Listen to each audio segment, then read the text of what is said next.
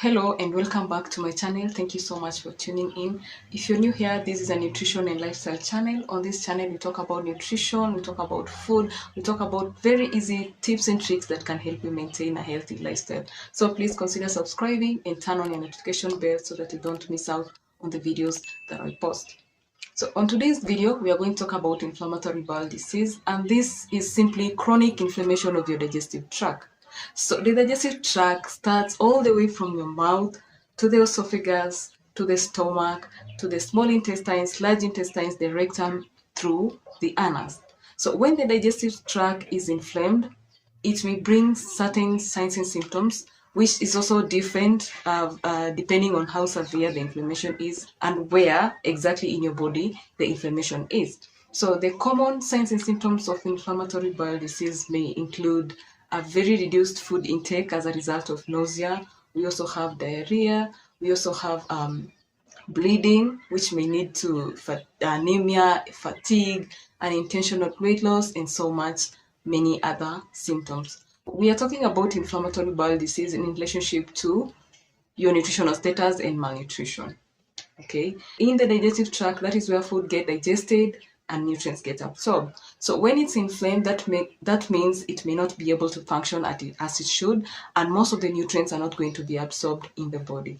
So this predisposes you into malnutrition and also nutrient deficiencies. So when you're talking about these signs and symptoms of IBD, we are going to talk about the reduced food intake as a result of nausea. Most people with nausea are not able to eat as they should, and therefore this may lead to unintentional weight loss, malnutrition, and even nutrient deficiency, like I've already mentioned before. Another common sign of inflammatory bowel disease is malabsorption of the carbohydrates, of the proteins, of the fats. So when there is malabsorption, that means the small intestines are not being able to absorb the nutrients from your food into your system as they should, and therefore this, of course, predisposes you into nutrient deficiency, anemia because of iron deficiency, vitamin B12 deficiency, fat-soluble vitamins deficiencies, and so much more. So in addition to that, carbohydrate malabsorption can lead to bloating and gas into the stomach, abdominal pain, which can be very, very uncomfortable. So going forward, we're going to talk about diarrhea.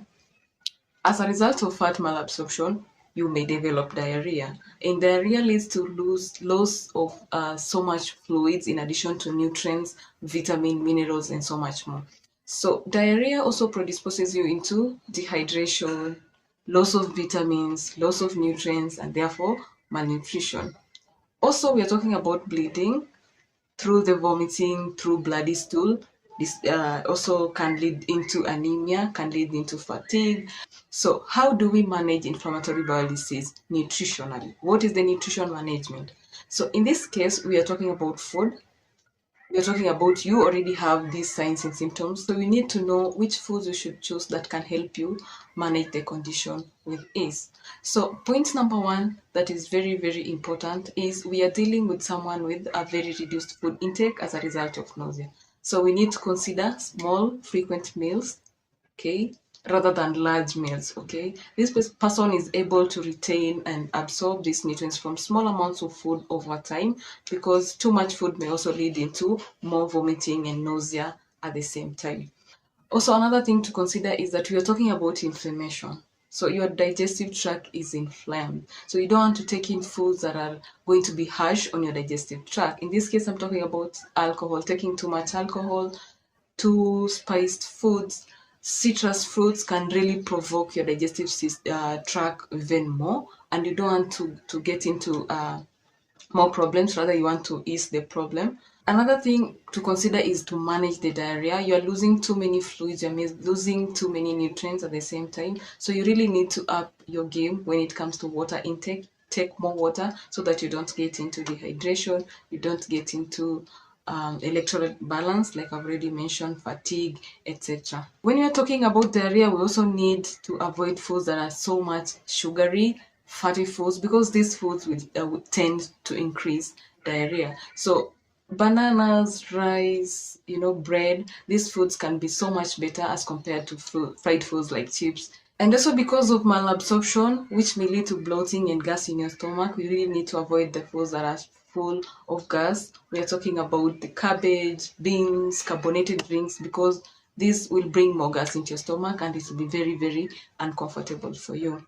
And lastly, in case of nutrient deficiency, you need to get prescribed supplements for your vitamins, especially the fat-soluble vitamin, the iron supplementation because of anemia.